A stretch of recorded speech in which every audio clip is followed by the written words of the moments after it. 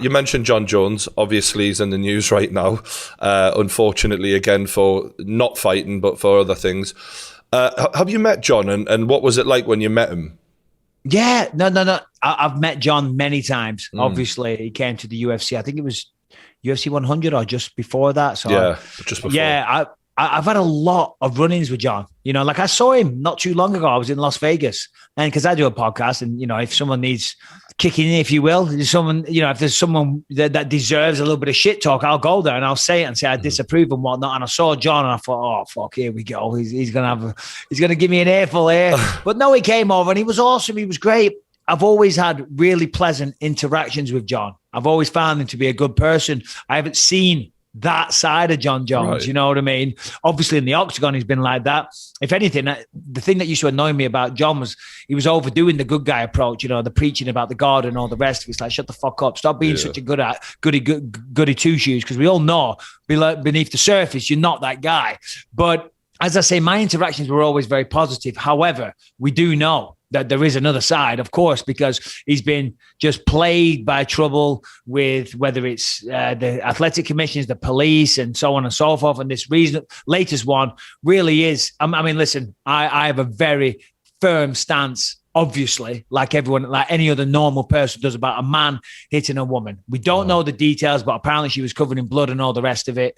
One of the worst details, for those who haven't heard the report, is that it was the child who said to the hotel staff, can you phone the police? And when your own child is ringing the police on you, basically, I mean, fuck me, that's the worst it can get, really, isn't it?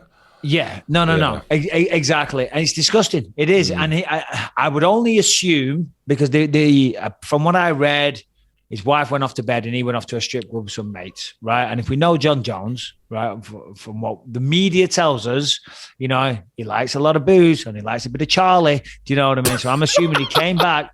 I don't know. Allegedly, I'm assuming he came back. Let's be honest. He's admitted it multiple times. He's out of his. He's headbutting fucking police cars. Yeah. Do you know what I mean? Yeah. Right. I'm not proud of it, but I've fucking been there. Do you know what I mean? You don't know what you're doing, right? You're lost. I'm talking about when I was a kid. You're blacked out. You don't know what the fuck is going on. By the way, I am not making excuses for him. What I'm saying is the guy, and he even came out and said it. He has substance abuse issues. He's got to fucking take care of that, because number one, he's got a wife and a family. Not his wife, but still, he's got a partner and he's got kids to take fucking care of. And but at that age, though, yeah, you're right. He's I'm not in his doing that. 30s. I was doing that when I was 18. Yeah, you were talking about when you were a kid. The guy's a grown ass man, big time, and to me, that substance abuse stuff, and I'm never touching. The day after you've been exposed as someone who roughed his fiance up, as it was said, and she's there saying, "Oh, I've got chapped lips" or whatever the fuck it was.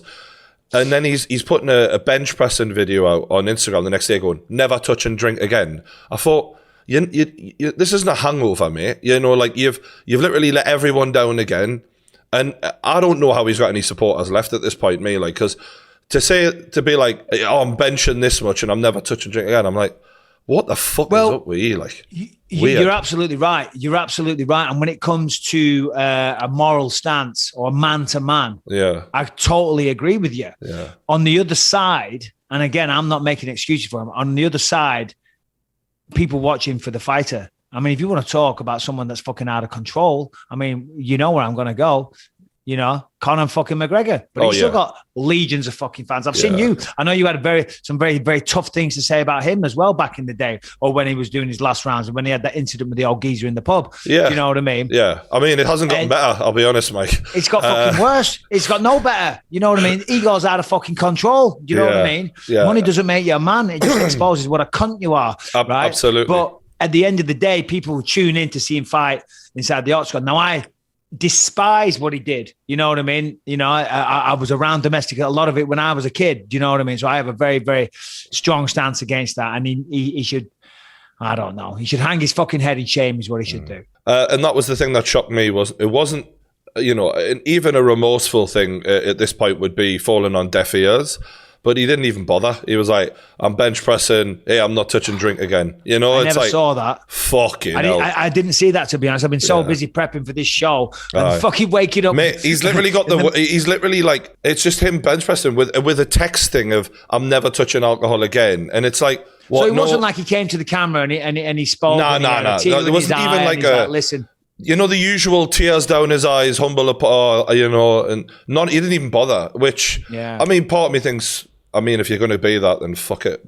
And another thing that's not helping him, if I'm honest, and I'm not here to shit on Jon Jones. As I said last time I saw him, he fucking asked me for a picture and we took a picture together. Yeah. So that's why, you know, but I'll be honest, this whole thing about him fighting, when are you going to fight again? Mate, the amount of times we hear, I'm going to get ready properly for heavyweight. It's like, we've been waiting from a fan's years. perspective. That's not what you want to see. You know, when DC was fucking light heavyweight champion, stepped up and fought Stipe, that's what you want to see. Yeah. That's what makes you a badass. Going away for 2 years and putting on fucking 30 pounds of muscle and then coming back as a heavyweight is not what captures the imagination. That doesn't make you the pound for pound great. That makes you a man that legitimately competed in different weight classes. Yeah. You know what I'm saying? If you're good enough to step up and take on the bigger guys and beat them, that's what people want to see. That's the question that people want answering.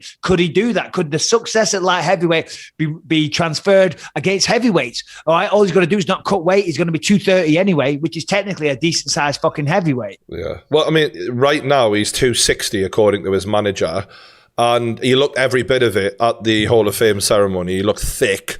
And he's saying, "Oh no, I've got to get up to 275 apparently," or something. It's like, let's be real here. The one of the main things for me, aside from the picogram situation and the hiding under the ring and all of the other stories, he basically, outside of Gustafsson, had every opponent beat in size. So much. I mean, Machida was a fucking middleweight, you know? So he has a huge size and reach and height advantage over all of them. Really, he's got the frame of a heavyweight. Heavyweight is probably where he should have always been in terms of... So that is partly what I want answered in regards to, is he one of the greatest of all timers? Heavyweight is people his own reach, his own size, where he can't just control them. And if you look at his last few fights at light heavyweight, he looks like he's slowing down. The party might have been catching up with him. And I think Francis Ngannou's got some fucking vengeance for some of these women he's affected. You know what I mean? Well, you're probably right. Yeah. And I do agree with you about Francis Ngannou there, by the way. But also, whilst we're having a go at him and we're saying things that need to be said, to be quite frank. And even if you saw this, I'd stand by my fucking words 100%. But you can't take away from what he did do at light heavyweight, because you're right. Towards the end, those last three, I think it was Reyes. I think Reyes won the decision, although... No, me too. When I watched that, I thought Reyes won. I was shocked. And then who was the other one? Thiago Santos. I think there was another one as well.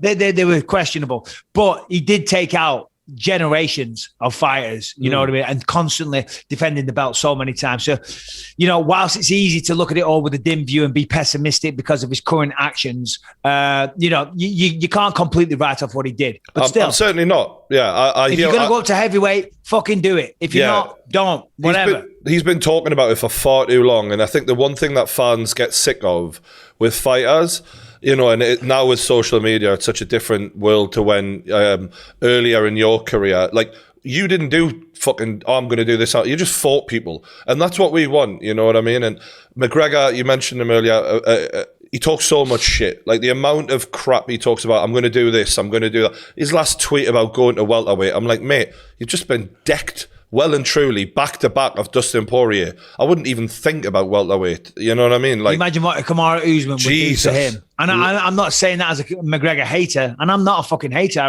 I respect the body of work that he's done, just not the antics and the last few performances. Yeah. But him against Usman, Jesus Christ, come on, let's him against Masvidal even. Do you know what I mean? Look what Masvidal did to Diaz, and I know MMA math doesn't stack up, but come on.